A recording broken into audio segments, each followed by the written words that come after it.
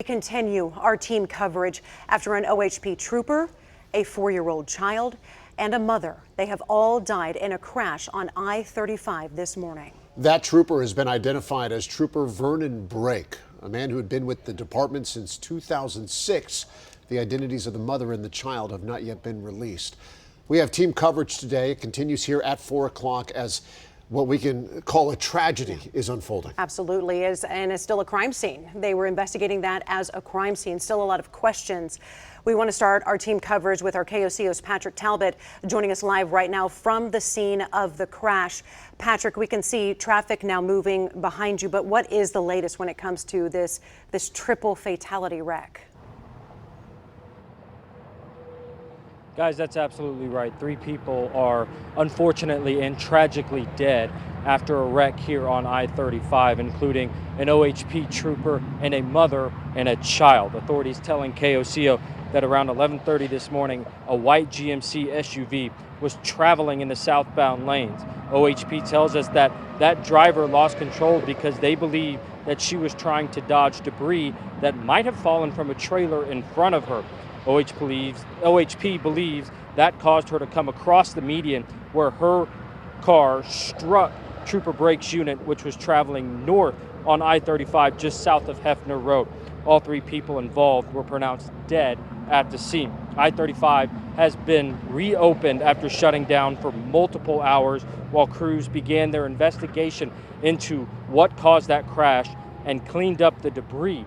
You can see behind me right now that traffic is flowing freely in both of those lanes. We still do not yet know what caused that crash exactly. The investigation is obviously still ongoing. But reporting live in Oklahoma City, Patrick Talbot, KOCO 5 News.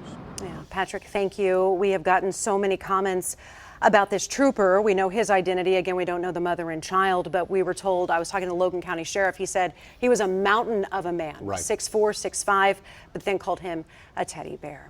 Patrick, again, thank you. We do want to bring in our KOCO's Dakota Wapakichi live at the medical examiner's office right now near Northeast 23rd and Kelly. And Dakota, the procession, law enforcement procession just ending there as they took Trooper Brake's body to that location. That's exactly right. We're alongside 23rd Street right now. Kelly down there, Lincoln behind the camera. A flock of police officers on motorcycles with Oklahoma City PD and OHP troopers all brought State Trooper Brake right here to the medical examiner's office. A real tragedy. Brake lost his life alongside that mother and child. There are many people coming out this afternoon, state leaders all across the board, thinking of his family, not only them, but also our state highway patrol. Our department's heartbroken. It's been a few years since we've had a trooper lost in the line of duty. Right now our focus is on his family, his wife and his two sons. It's a very difficult situation, and our focus is not only going to be getting to the bottom of this investigation, but at the same time being there for his wife, Melissa. Just a terrible, terrible scene here. That procession very strong. They even had a helicopter flying above as the state trooper came through. You could barely hear yourself. It was just it was a great thing for them to be able to help out. Terrible scene here. A lot of questions still need to be answered. We'll be following it more, and at 5 o'clock I'm going to have more on exactly who State Trooper Brake was. Reporting live, I'm Dakota Wapakichi, KOCO 5 News. All right, Dakota, thanks very much. And there's still an investigation into this. Yeah. The developments are going to still continue to come into our newsroom. They've come throughout the afternoon, and they will continue as we follow it. Our team coverage continues throughout the night and in the coming days. For the latest, stay with KOCO 5 here on air and online. You mentioned the investigation.